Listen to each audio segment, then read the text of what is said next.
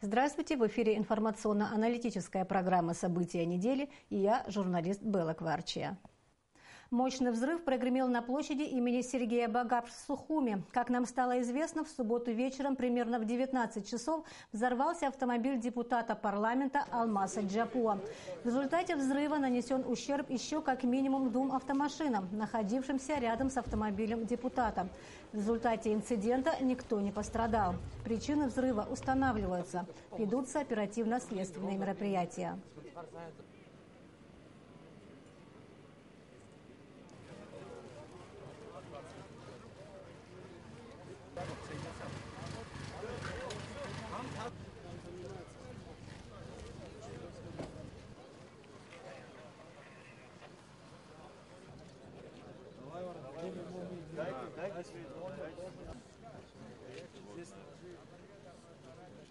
Поступило телефонное сообщение в дежурную часть МВД о взрыве на площади Сергея Васильевича Багапши.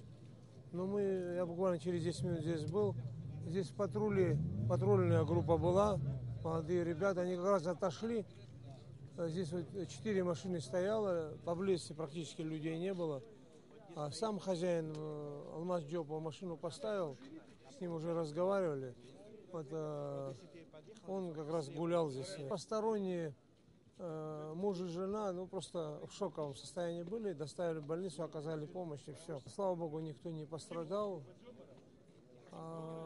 Эксперты работают. Говорят, что женщина и ребенок пострадали. Нет, шоковые, слава богу, работы ведутся. Кому положено, каждый занимается своим делом. И потом через час-два уже обобщив. Я думаю, уже, видите, стемнело, мы здесь отцепим до утра. И, естественно, будем в дневное время еще. Экспертиза многое скажет. Я хотел бы попросить горожан, общественность нашей республики сохранять спокойствие. К сожалению, не должно было это случиться. Случилось, мы в состоянии разобраться. И поэтому, если кому-либо что-то известно, кто-то что-то видел, просьба сообщать. На днях на совещании Министерства труда, занятости и социального обеспечения Абхазии было объявлено о том, что пенсионерам республики, получающим только абхазскую пенсию, начнут выплачивать надбавку в размере от 500 до 1000 рублей в зависимости от категории. Когда начнут производить выплаты, за какой период и из каких источников они будут финансироваться, мы обсудим с нашим гостем в студии. А сейчас о том, что важного произошло на этой неделе. Эрик Хашба продолжит выпуск.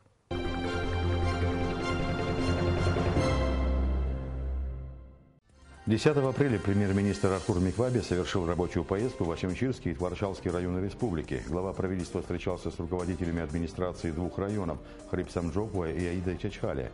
На встрече был поднят ряд актуальных вопросов. Среди ключевых тем – весенне-полевые работы, ремонт энерго- и водосистем, состояние Творчалской больницы, Ачимчирской ЗАГС. Проведение капитальных ремонтов и строительства различных объектов, подчеркивалось на встрече, должно проходить по запланированному графику. Учащиеся Гагрского лицея-интерната и сухумских средних школ номер 1 и номер 6 приняли участие в международной научно-практической конференции, проходившей в столице России. 3 доклада из представленных абхазскими учащимися удостоились призовых мест. Так, доклад ученика Сухумской средней школы номер 6 Беслана Аршба на тему «Искусство оружейных мастеров. История вооружения Абхазии» был отмечен 2-м местом. Ученик Гагрского лицея-интерната Леон Джинджоли тоже занял 2-е место. Он выступил с докладом по физике «Звук на усвоение информации». Еще один ученик лицея-интерната Леон Фасания с докладом по экологии «Очистка вод от загрязнения нефтепродуктов» удостоился призового 3-го места. Городской общественный транспорт будет ходить по расписанию. Соответствующее распоряжение администрации города Сухум вступит в силу в мае этого года. Кроме того, с этого же месяца будет осуществляться переход на летнее время. У нас в сторону нового района и в сторону маяка по летнему графику последние автобусы по этим направлениям будут выходить в половине 10-го. То есть по мере образования соответствующего пассажиропотока мы будем увеличивать интервал движения. В автобусах планируется размещение табличек с расписанием движения транспорта и номеров телефонов диспетчерской и отдела транспорта администрации Сухума, по которым можно будет осуществлять звонки для жалоб или предложений. Также график движения транспорта будет размещен на остановках общественного транспорта. В планах администрации города и установка видеорегистраторов, которые будут фиксировать происходящее как в салонах, так и по ходу движения общественного транспорта. В Государственном музее прошла презентация книги «Святилища абхазов и святые места адыгов. Сравнительно-типологическое исследование». Монография о религиозных культах и ритуалах абхазского и адыгского народов подытожила двухгодичные исследования ученых, проводимых под руководством научного сотрудника Адыгейского института гуманитарных исследований Белых Хаткуагрба. В ходе работы над проектом ее участники побывали на многих семейно-родовых и общенациональных молениях в абхазских святилищах, совершили экспедиции в различные абхазские и адыгейские селения, засняли на видео и задокументировали значительную часть современных сакральных объектов. Проект получил поддержку Российского гуманитарного научного фонда. Состоялось первое заседание Сухумского городского собрания. Собрание утвердило состав членов комиссии и путем тайного голосования избрало председателя городского собрания, в ходе которого председателем собрания Сухума был вновь избран Константин Пилия. В этот же день в Общественной палате состоялась встреча вице-президента Виталия Габния и секретаря Совета безопасности Мухаммеда Килба с представителями оппозиции. Стороны обсудили общественно-политическую и экономическую ситуацию в Абхазии. Президент фонда АПР Аслан Бжани отметил, что в стране начат серьезный политический процесс, имея в виду начавшийся в середине марта сбор подписей для проведения референдума о досрочных выборах президента Абхазии. Бжани также критично отозвался о деятельности руководства страны по ряду направлений. Вице-президент Абхазии Виталий Габния выразил свое отношение к проведению референдума. По словам вице-президента, только в 3 случаях могут наступить досрочные выборы президента, если он уходит по собственному желанию, по состоянию здоровья или если ему объявляют импичмент. А так как не инициируется процесс импичмента, то и причин для проведения референдума нет. Встреча продолжалась более 2 часов, было высказано немало взаимных претензий. Абхазия простилась с Джансухом Чамагуа. Сотни людей пришли в актовый зал Дома учителя, чтобы отдать дань памяти талантливому артисту и педагогу, человеку, который бескорыстно делился своими знаниями и мастерством с начинающими артистами. Проститься с заслуженным артистом Абхазии и Республики Башкортостан пришли государственные и общественные деятели республики, представители творческой и научной интеллигенции, студенты. В Абхазии всегда было очень много прекрасных голосов. Оперных, народных, эстрадных. Но Джансух Иванович Чамагуа выделялся из этого общего ряда с особой силой, мощью, теплотой своего голоса. Он мог бы украсить любую самую знаменитую сцену России, да и не только России, но он предпочел другой путь, путь служения народу своей родины, его любимой Абхазии. Был голосом и лицом Абхазии. Президент Рауль Хаджимба принял одаренного ученика 7 класса Сухумской школы Эдгара Гвазава. Несмотря на юный возраст, Эдгар Гвазава стал вольнослушателем лекций для студентов 5-го курса факультета международных отношений Абхазского государственного университета. Президент пообщался с уникальным мальчиком, подарил ему компьютер и оказал материальную помощь для поездки на конференцию в Санкт-Петербург. В Абхазском государственном университете 13-летний Эдгар изучал демократическое устройство государств и международную политику. В рамках проекта Калифорнийского национального университета при успешной сдаче 2 сессий студентам из разных стран мира предоставляется возможность повышать свои знания в этом учебном заведении. Сейчас конкретно я занимаюсь по 2 проектам. Один проект – это проект Калифорнийского университета UC, связанный с конфликтологией, и руководителем этого проекта является доктор Пола Гард. Второй проект, по которому я занимаюсь, это проект фонда Карнеги. Это американская научно-политическая организация, функция которой является сближение представителей различных стран, политически и экономически. Указом президента Рауля Хаджима орденом «Честь и слава» был посмертно удостоен известный политический деятель Юрий Калмыков. Награду в торжественной обстановке вдове Юрия Калмыкова Октябрине Рамазановне вручил председатель Совбеза Абхазии Мухаммед Килба. Церемония прошла в городе Черкесск на очередной сессии парламента Карачаево-Черкесской республики. Работники налоговых органов Абхазии отметили профессиональный праздник. Мероприятия, посвященные этой дате, сотрудники налоговых органов начали с возложения цветов к мемориалу воинов, погибших в Отечественной войне народа Абхазии 1992-1993 годов в Парке Славы. С профессиональным праздником сотрудников министерства и горрайонов поздравил министр по налогам и сборам республики Рауф Цимсба. Он отметил, что сегодня большое внимание в министерстве уделяют работе с кадрами. Проводится систематическая аттестация и переаттестация сотрудников. Организуются семинары по различным вопросам налогового законодательства. За успешную работу министерство поощряет своих сотрудников. В селе Джубжа репатриант из Сирии Ганди Догуз строит яхту длиной в 10 метров. До переезда в Абхазию он был кораблестроителем, а здесь также решил заняться любимым делом. На свою историческую родину семья Догуз переехала из Сирии 3 года назад. Сегодня все они, а это 2 сына, жена и дочь, участвуют в строительстве яхты, которая идет прямо во дворе дома и привлекает всеобщее внимание. Строить судно глава семьи Ганди Догуз начал 1,5 месяца назад. Сегодня уже полностью собран каркас, ведутся работы и во внутренней части. После завершения строительства яхта будет носить название «Аяйра». 15 апреля на заседании Парламентского комитета по правовой политике, государственному строительству и правам человека были вынесены проекты законов об особенностях оборота жилых помещений и о моратории на принятие законодательства, регулирующего вопросы продажи жилых помещений иностранным гражданам и лицам без гражданства. Однако заседание началось с полемики, нужно ли его проводить в открытом режиме с участием СМИ и пришедших на заседание представителей различных политических партий и общественных движений. В итоге депутаты решили провести заседание в закрытом режиме и только после внутреннего обсуждения вынести эти вопросы на общественные слушания. 22-ю годовщину образования отметила прокуратура Абхазии. В связи с этой датой состоялось торжественное заседание, в котором принял участие первый вице-премьер Шамиль Ацинба. Особая благодарность выражалась ветеранам ведомства, чей многолетний опыт является бесценным для молодого поколения работников прокуратуры.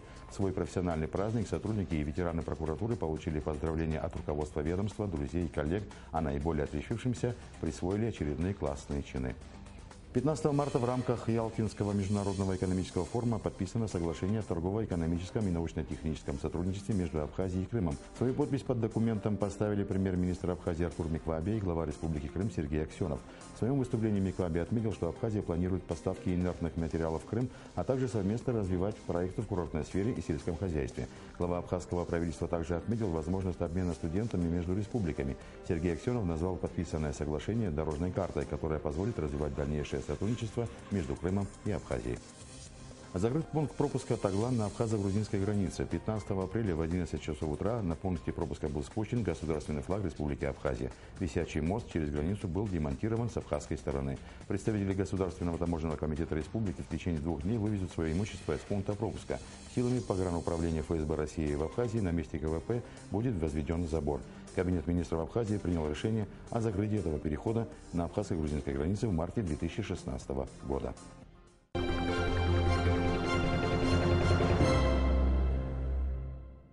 Это были наиболее яркие события недели, а сейчас главные темы нашей программы – о выплате надбавок к пенсиям абхазских пенсионеров. Кому положены надбавки, по какому принципу будет производиться перерасчет и, наконец, когда начнутся выплаты, мы обсудим с нашим гостем, министром труда, занятости и социального обеспечения республики Суреном Кирселяном. Здравствуйте, Сурен Арутюнович. Здравствуйте. Сурен Арутюнович, перед тем, как начать нашу беседу, я бы хотела предложить вашему вниманию сюжет корреспондента Симы Аргун с совещания, которое проводило Министерство труда, занятости и социального обеспечения. Пожалуйста. Давайте посмотрим. Право на ежемесячную доплату к пенсии распространяется на пенсионеров, в отношении которых осуществляется пенсионное обеспечение Республики Абхазия. Данное право не распространяется на пенсионеров, являющихся получателями пенсии иностранного государства, сказал на заседании министр труда, занятости и социального обеспечения. Сурен Кирселян отметил, что эти выплаты планировалось произвести еще раньше, но в силу определенных обстоятельств не удалось реализовать намеченное. Первый вице-премьер Шамиль Ацинба отметил, что мировой кризис повлиял и на экономику нашей страны, но тем не менее задача правительства – решать вопросы пенсионного обеспечения в первую очередь. Люди очень многие живут только на зарплаты, на пенсии. И наша с вами задача в той части, в которой вы компетентны, сделать так, чтобы это было оперативно, чтобы это квалифицировано. Порядка 13 тысяч человек получают исключительно абхазскую пенсию. Утверждены категории граждан, которых коснется надбавка. Для того, чтобы пенсионеры, получающие только абхазскую пенсию, могли получить соответствующую надбавку, следует обратиться в районное отделение социального обеспечения, где им необходимо будет заполнить анкету. По словам министра, процесс работы по приему заявлений займет не больше 2,5 месяцев. И выдачу перерасчета планируют уже в июле этого года. Повысятся пенсии граждан Российской Федерации, постоянно проживающих в Абхазии. Таковых на данный момент около 27 тысяч человек. Первый вице-премьер Шамиль Ацинба подчеркнул, что увеличение пенсий должно стать тенденцией. Сима Аргун, Беслан Джинджолия, Абхазское телевидение. Сурен Арутюнович, в сюжете прозвучала общая информация, но все-таки хотелось бы из первых уст услышать, какие надбавки будут производиться, каким образом это будет происходить и кому вообще они положены. В данном сюжете речь шла о доплатам журналист не совсем правильно говорит, надбавка, и речь идет о доплате к пенсиям тех наших граждан, которые в силу тех или иных обстоятельств не получают пенсии иного государства. Те, которые получают пенсию, скажем, российскую или грузинскую, у них уже как бы все-таки уровень пенсионный несколько выше, а наши пенсионеры, которые не получают, они обделены в этом плане.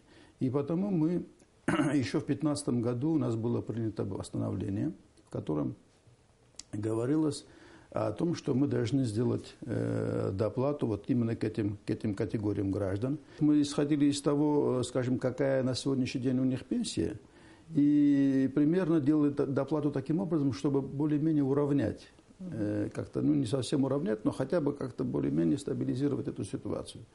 Вот. И поэтому в 2015 году мы взяли на себя эти обязательства, но, как было сказано в сюжете, не смогли их выполнить из-за того, что финансирование не поступило в 2015 году. А сейчас, вот после встречи сопредседателей межправкомиссии, это Миквабе и Хлопонин, мы все-таки и поездки в Москву все-таки нашли выход из этой ситуации, и уже сейчас мы фактически в 2016 году будем выполнять свои обязательства, которые взяли на себя еще в 2015 году. То есть это будет в данном случае, это будет единовременная выплата. Вот как буквально недавно мы сделали такую выплату в отношении пенсии граждан России, постоянно проживающих в Абхазии. Да, они за весь 2015 год получили. Точно такая же ситуация будет с этой категорией граждан. Они получат доплату за весь 2015 год.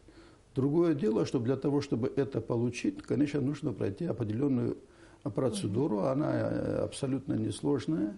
Людям нужно будет обратиться, в районные отделения социального обеспечения. И там уже сделаны эти справки и обязательства, где они должны фактически сделать заявку и расписаться в том, что они берут на себя тоже обязательства, в том, что они не являются получателями пенсии иного государства. Здесь абсолютно равный подход. Я просто очень хочу, чтобы никто не подумал, что мы хотим кого-то как-то обделить или нет. Мы хотим создать равные условия для граждан. Скажем, если граждане России, постоянно проживающие в Абхазии, в силу каких-то обстоятельств не смогли оформить себе пенсию, скажем, у них стажа не получилось или еще какие-то, разные, вы знаете, архивы, многих архивов нету, люди не смогли оформить и получают только абхазскую пенсию. Вот тогда они к нам приходят, заявляют о том, что они не получают, и мы проверяем, соответственно, у нас есть своя база данных, и тогда после этой проверки уже даем, или добро, или отказываем в этом плане. И тогда они, получают. Там написано, что эту работу, было сказано, что эта работа рассчитана на 2,5 месяца, то есть до 1 июля. Но это вовсе не означает, что мы будем всю работу проводить до 1 июля. По мере поступления этих заявлений, обязательств, и по мере того, как мы их быстро будем проверять, этим людям будет начисляться эта доплата и единовременная. И для этого, мы издали распоряжение, по которому, по нашим заявкам Минфин будет конкретную эту сумму на данный момент будет отпускать пенсионному фонду для того, чтобы они дальше уже произвели выплату этим пенсионерам. Какова сумма вообще направлена на выплаты этих доплат? Сумма, которую мы рассчитывали, это порядка 137 миллионов 900 тысяч рублей. Но получаем от России мы сумму 136 миллионов 800 тысяч рублей. И тогда, когда мы рассчитывали, мы тоже предполагали, что если это будет больше, то мы из своих средств это будем делать. Но фактически окончательная сумма будет ясна только после того, когда будут все эти заявления, и когда мы сможем реально посмотреть, потому что на самом деле меняется, люди за это время успевают оформить какой-то другой вид пенсии или что-то такое. Поэтому это носит заявительный характер, и окончательное, сколько этих людей будет, какие категории это будет, это уже будет после того, как мы всю эту работу проведем, и уже тогда сможем доложить конкретно по каждой категории, сколько получилось, какая сумма получилась. В сюжете прозвучала цифра 13 тысяч пенсионеров. Да, мы где-то примерно, мы по нашим подсчетам, это где-то порядка 12 тысяч, 999 человек, это порядка 13 тысяч. Хотя, вы понимаете, за год, это было год назад, за год многое меняется, да. Потом, еще раз говорю, эти цифры будут ясны уже после того, как мы проведем всю эту работу. Скажите, вы говорите, что единовременно, да, будет выплачиваться. Да. Когда начнется и когда вы планируете завершить всю эту кампанию? Нет, смотрите, мы по большому счету запланировали достаточно серьезную работу, чтобы и дали нашим районным отделениям 2,5 месяца. Если, скажем, они с понедельника начнут эту работу, то до 1 июля, в принципе, основную, мы сейчас не говорим, что если кто-то не успел, все, на этом остановиться. Нет, мы эту работу продолжим, но все-таки мы хотим, чтобы основная масса наших пенсионеров до 1 июля эту процедуру прошли. Почему мы еще так? Потому что мы же сейчас фактически будем закрывать 2015 год, наши обязательства. Но в 2016 году уже прошло 3-4 месяца, мы должны продолжить уже и в 2016 году эту выплату. Мы 2015 год сейчас единовременно выплатим, и потом переходим на выплату уже в 2016 году. Это уже из нашего бюджета, в бюджете заложены эти цифры, и уже будем из нашего бюджета. Просто, может быть, эти цифры будут корректироваться, потому что, еще раз говорю, все зависит от того, какая работа будет проведена и какие цифры мы получим на выходе. Да, сколько по каждым категориям там сколько будет. И тогда уже мы будем, но то, что в бюджет мы заложили в 2016 году, уже эту возможность именно продолжать, выплачивать пенсию уже эту повышенную в таком размере. То есть уже будет из собственных средств исчисления идти? Да, из собственных средств. В среднем все-таки сколько будет абхазская пенсия? Вы понимаете, самая массовая пенсия, это 500 рублей. Эта пенсия, так называемая по возрасту, увеличится на 1000 рублей. То есть она станет 1500. Я просто хотел бы еще раз, пользуясь случаем, все-таки озвучить те категории, чтобы граждане слышали. Давайте мы начнем вообще с названия, об установлении ежемесячной доплаты к пенсии отдельным категориям пенсионеров, не являющихся получателями пенсии иностранного государства. Это очень четко надо понимать. Пенсионерам по возрасту, размер доплаты 1000 рублей. Пенсионеры, получающие пенсию за выслугу лет в размере 1000 рублей, они сегодня получают всего 200 рублей. Пенсионерам, имеющим почетные звания народный, заслуженный работник в размере 500 рублей, они сегодня получают 1500, будет 2000. Работающие на подземных работах шахтерам то же самое 500 рублей, 1500 получают, сейчас 500 рублей будет доплата. Лицам, получающим пенсию по случаю потери кормильца, на каждого нетрудоспособного члена семьи, дети 1000 рублей, взрослые 700 рублей, доплата тоже в размере 700 рублей, и тем, и другим. Круглым сиротам в размере 1000 рублей, они сегодня получают 3000. Инвалидам труда, 1, 2, 3 группы в размере 1000 рублей, а, соответственно, они получают 400, 300, 150. Все они получат доплату в размере 1000 рублей. Инвалидам с детства, тоже без 1, 2 группы, получающим 2000 рублей, 1500 рублей, 1300 рублей, в размере 500 рублей будет доплата. И пенсионеры, получающие социальные пенсии, это вообще смешно, по возрасту, 150 рублей, им будет доплата в размере 850 рублей. То есть у них станет 1000 рублей. Это те категории, которые, мы эту доплату осуществляем. Если мы подтвердим их право на получение данной доплаты, люди, которым 1000 рублей, они получат 12 тысяч рублей единовременно. Что касается граждан, проживающих в Галском, Тхварчальском части районах, граждан, возможно, Грузии, как их это коснется, эти доплаты коснутся? Нет, их доплаты коснутся только тех, кто не получает пенсию грузинского государства. То есть иного, мы не называем, да, какого иного государства, будем так называть, потому что в данном случае мы хотим, чтобы и граждане России, и граждане Грузии имели равные права. Понимаете? То есть, если гражданин России пенсионного возраста, то мы априори считаем, что он является пенсионером, российским пенсионером. Если в силу каких-то причин или обстоятельств он не смог этого сделать, и он нам в этом своем заявлении как бы это убедительно докажет, то и мы проверим по картотеке, значит, он будет получать эту доплату. Точно такое же отношение гражданам Грузии, проживающим, значит, постоянно на территории Абхазии, в Гальском, Ачемческом и Творческом районе, они, если пенсионного возраста, и мы знаем, что они граждане Грузии, то мы то же самое предполагаем, что они получают пенсию грузинского государства и там какие-то социальные пособия, то, конечно, тогда мы им не будем выплачивать эту доплату. Если же они нам докажут, что они не получают этих выплат, пенсии там, или еще каких-то выплат, тогда они могут претендовать, конечно, на эту доплату. Хочу, чтобы люди поняли, что почему именно я все время повторяю, доплата. Это не повышение пенсии.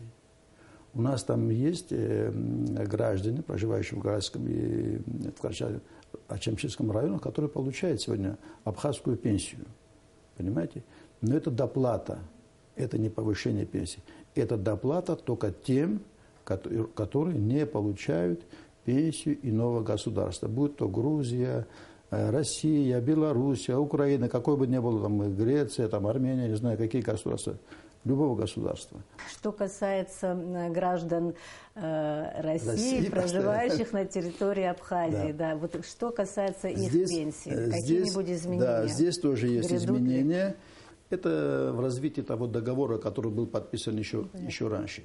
Значит, мы, министр труда России и я, мы это соглашение подписали, и по этому соглашению, значит, мы потихонечку за 3 года должны довести пенсию граждан России, проживающих в Абхазии, до уровня среднего Южного федерального округа. Это 10 179 рублей. Уже в феврале месяце граждане, живущие в Абхазии, они, значит, получили единовременную доплату за весь 2015 год. Вот. Теперь их ждет еще одна доплата в апреле месяце. Сейчас деньги пришли, чтобы наши граждане не волновались, только пенсионные деньги пришли. Доплатные деньги пока не пришли, они придут буквально на следующей неделе. Поэтому попросил бы наших старших друзей не волноваться по этому поводу. Обязательно доплатные деньги придут, и им дополнительно они будут выплачены.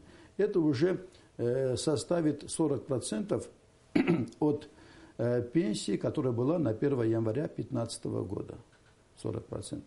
То есть надо не от сегодняшней пенсии исчислять, а именно от той пенсии.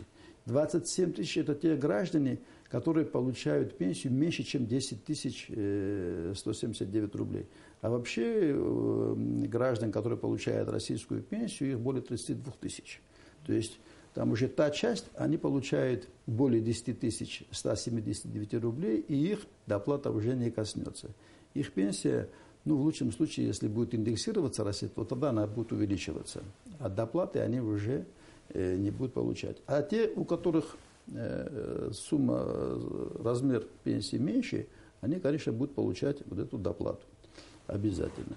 И там тоже будут разные цифры, потому что в зависимости от их пенсии. Скажем, если человек уже сейчас получает 9 с чем-то, он получит, значит, дополнительно там 500 или 600 рублей, не более. А будут люди, которые могут получать до 2000. В среднем где-то эта доплата будет 1300 рублей. Это средняя цифра. Я хочу, чтобы вот это внимательно, это средняя цифра, не на каждого 1300.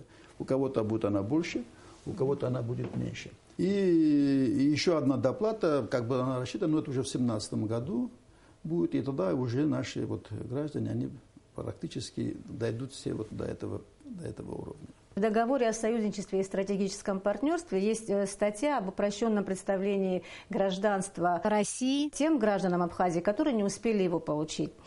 Этот вопрос очень актуален для тысяч граждан Абхазии. Скажите, смогут ли они в дальнейшем получить это гражданство, оформить российскую пенсию, и какие у них есть на это надежды? В соответствии с этим договором этот процесс начнется.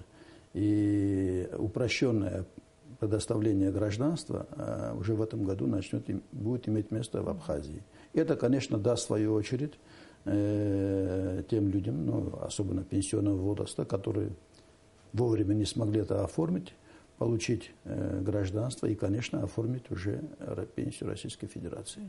Пенсионная реформа. Что ради нее сейчас делается? Было, по-моему, распоряжение президента в феврале этого года. Расскажите, какие этапы и что предполагается сделать в рамках этой реформы?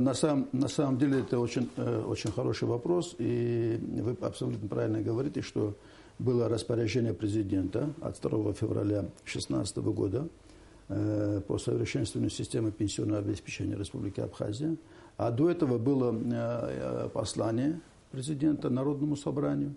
И, конечно, это мы прекрасно понимаем, что на самом деле здесь нужны реформы. Ибо если мы пойдем вот так же, как и сейчас, то мы через буквально несколько лет можем оказаться, так скажем, перед пенсионным коллапсом, потому что уже Россия не будет выплачивать пенсию, и нам придется самим обеспечивать своих пенсионеров. И, конечно, тот уровень, который есть сегодня, никак не устраивает ни самих граждан, и, конечно, ни нас, как государство. Нужно что-то делать.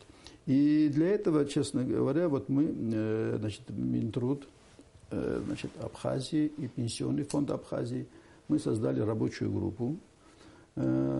Мы также попросили наших коллег с Пенсионного фонда России и Министерства труда России войти в эту рабочую группу. Они нам помогают в этом очень серьезно. И мы уже, в принципе, проект концепции подготовили. По этой концепции мы еще подготовили проекты ряда законов. Я даже могу вам сказать. Проект, скажем, закон о государственном пенсионном обеспечении. Закон об обязательном пенсионном страховании. Это проекты законов, естественно. Закон об индивидуальном персонифицированном учете в системе обязательного пенсионного страхования. Это очень важный момент. Закон о дополнительных ежемесячных материальных обеспечениях граждан за выдающиеся достижения и особые заслуги. 4 таких проекта закона у нас уже есть. Сколько времени нужно для того, чтобы эти проекты превратились в законы? Знаете как, наша рабочая группа, по большому счету, наметила 3 года. Я думаю, что к 2018 году мы сможем эту же концепцию в полной мере реализовать. То есть, если, допустим, пенсионная реформа воплотится, как вы собираетесь сделать, и мы надеемся на это, то абхазская пенсия уже будет совсем по-другому выглядеть. Знаете как, мы все-таки хотим сделать, чтобы это была заработанная пенсия. Чтобы там будет 2 компонента, которые будут основная часть будет установлена, и дополнительно еще страховая часть, которая будет очень сильно влиять на эту пенсию. И в этом плане этот закон об индивидуальном так называемом персонифицированном учете очень важен. Он интересен и самим гражданам. Потому что сегодня не секрет, что многие граждане работают, но работают, скажем так, в серую. Отчисления не идут в пенсионный фонд. И сейчас я не хочу ни на кого наводить тень на плетень, но это достаточно известная практика. Этот закон даст возможность гражданам уйти от этого и заключать договор, скажем, пенсионным фондом, и проводить отчисления в пенсионный фонд, тем самым формировать свою пенсию. То есть работать на свое будущее. Да. Сегодня пенсионный фонд фактически является только кассой, которая получает деньги, отпускает. Она сама не назначает пенсии, ничего. Это делается через районные отделы соцобеспечения или через министерство. Мы все-таки хотим здесь немножко переориентировать, то есть наполнить пенсионный фонд некоторыми большими полномочиями, за министерством оставить более контролирующие моменты и создание нормативно-технической базы. Персонифицированный учет – это же еще программное обеспечение. Вот. Здесь вот сейчас мы пригласили, значит, наших друзей, должны приехать, помочь нам, значит, нам надо понять, как это проводить, потому что фактически нам нужна персонифицированный учет, должен вестись с момента рождения. Потому что с момента рождения ребенок может стать получателем социальных каких-то пособий там, и прочее. И мы должны его сопровождать всю его жизнь. Формируется же у нас еще одна такая как бы единая база, это вот связано по паспортам, все. И мы приняли решение, чтобы это будет единая, какая-то одна единая база. Главное, чтобы она была совместимая, чтобы мы могли свой пазл внести в эту же единую базу, чтобы не отдельно, мы там, пенсионный фонд будет свою базу делать, значит, ОВИР будет свою базу делать, там, Минздрав будет свою базу делать, казначейство будет свою базу делать, не знаю. Какая-то, если будет единая общая система, но в которой мы могли бы также находиться. Нам самое главное, чтобы в этой базе все те параметры, которые нам нужны, чтобы они были заложены, и чтобы мы могли с ними работать. Спасибо, Сурен Арутюнович, за интересное интервью. Удачи вам в вашей работе. Спасибо вам большое за приглашение. Всегда рад нашим встречам. Уважаемые телезрители, я напоминаю, что в программе «События недели» принимал участие министр труда, занятости и социального обеспечения Сурен Кирселян. Продолжаем наш выпуск.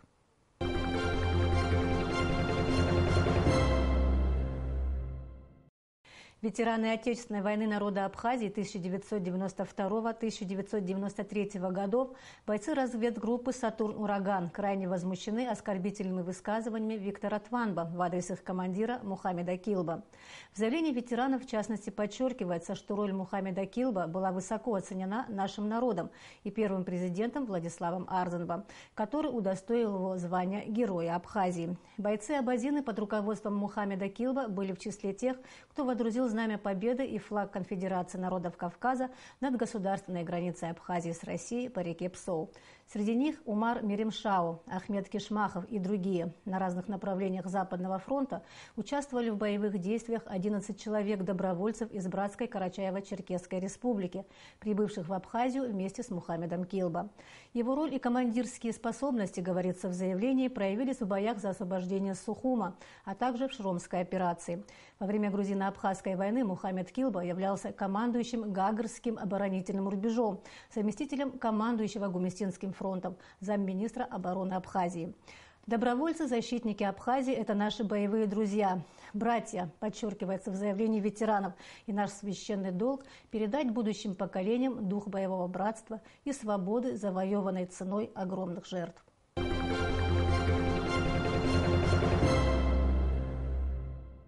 16 апреля стартовал двухдневный турнир по боксу среди юношей «Олимпийские надежды». В соревнованиях, которые проходят во Дворце спорта имени Сергея Багапш, принимают участие около 150 спортсменов из Абхазии и России. Турнир в качестве почетного гостя посетил президент республики Рауль Хаджимба. О первом дне соревнований расскажет Сарес Мыр. Турнир «Олимпийские надежды» собрал большое количество спортсменов в разной весовой категории. За первенство здесь боролись даже новички. Этим ребятам на ринге еще не исполнилось и 8 лет. Но даже сейчас они умеют активно защищаться, знают, в какой момент нужно прикрыться от противника и когда можно нанести ответный удар.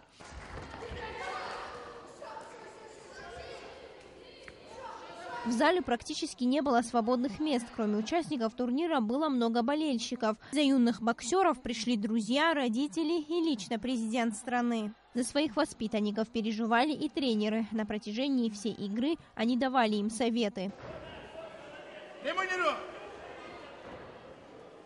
Канаты зажимать надо, Сёма. После каждого раунда проходило награждение спортсменов. Первому победителю награду вручил президент Рауль Хаджимба. Он поздравил спортсмена и пожелал ему победы и в остальных турнирах. Генеральным спонсором турнира по боксу «Олимпийские надежды» выступила Ассоциация предпринимателей Абхазии. В ассоциации считают, что очень важно поддерживать развитие спорта в республике и пропагандировать здоровый образ жизни. Одной из наших задач, помимо экономического развития Абхазии, является еще и воспитание молодого здорового поколения, создание благоприятной обстановки для развития спорта. Как бывший спортсмен я сам занимался вольной борьбой. Я проявил инициативу организации данного мероприятия. Надеюсь, что в дальнейшем это войдет в хорошую традицию. Турнир по боксу шел несколько часов. За это время на ринге сменились несколько десятков бойцов, отважно боровшихся за победу. Сария Смыр, Саид Айба, Абхазское телевидение. Это все, о чем мы хотели вам рассказать. Всего вам доброго. До свидания.